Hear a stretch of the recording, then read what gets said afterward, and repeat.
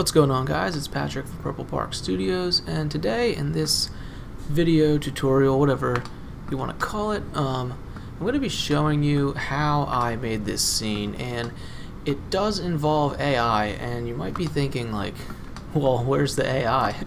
Because right here I've got images as planes. You can bring your green screen footage into Blender by simply going to Edit and Preferences, and then just enable the free add-on images as planes. Make sure that box is checked, and that will allow you to bring your green screen footage into Blender by hitting Shift A, Image, Images as planes. I have a ton of videos on this, so watch those videos. So as we can see here, I have my green screen footage, and then if you'll notice it's a little bit wobbly up here, and if we tap into edit mode, you'll see it subdivided. So if I go up here and enable armature, you'll see that I have rigged this green screen footage, and this actually isn't a video footage. I actually ended up using an image, so I essentially animated an image here. So if I click the armature and go to pose mode, you can see that there's different animations on different bones.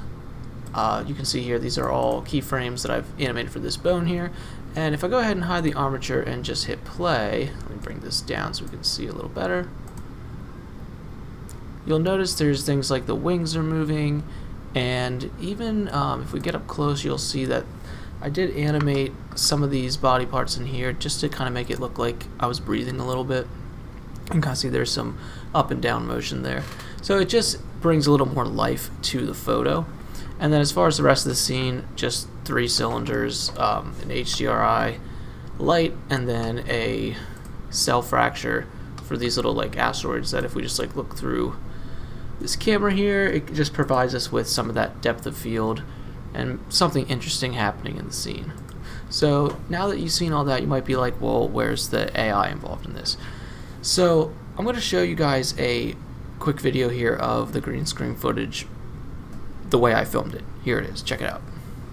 So you can see in that footage that it doesn't look anything like this final product, and this is where the AI comes into effect. So it's not actually done in Blender. What I actually used was Photoshop Beta, and you can see here is the image that I generated, and the way I did this was I used a new technique they have called generative fill. So it's still me or parts of me in here. You can take this little box or the lasso, and what I did was I just drew around the legs here, and then I went up, hit generative fill, typed in my prompt, and hit generate.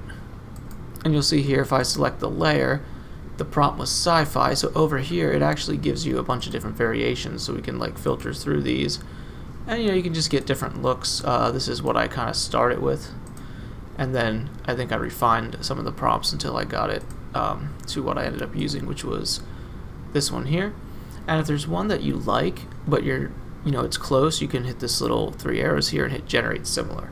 So there's a ton of stuff you can do with this, and what I'm kind of doing right now is experimenting in Blender with ways to use this to generate quick like 2D assets onto green screen footage that I filmed, and then like so it's getting, I'm not exactly sure where I'm taking the whole idea yet, but I just think it's a really interesting idea, and I'm kind of excited to see like what kind of possibilities you could do with this in the future. And it's nice doing it this way, because then if you have a lot of 3D models in your scene, like this is a pretty light scene, but if you have a lot of 3D models in your scene, it's going to get really heavy.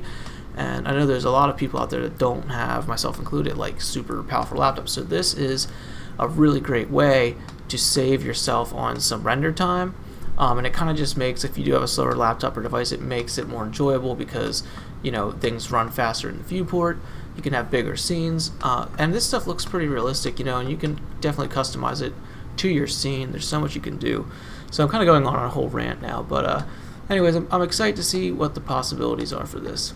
So guys, I hope you found this video helpful. If you did, don't forget to leave a comment and like the video. Of course, hit subscribe, and I'll see you guys in the next video. Thanks for watching.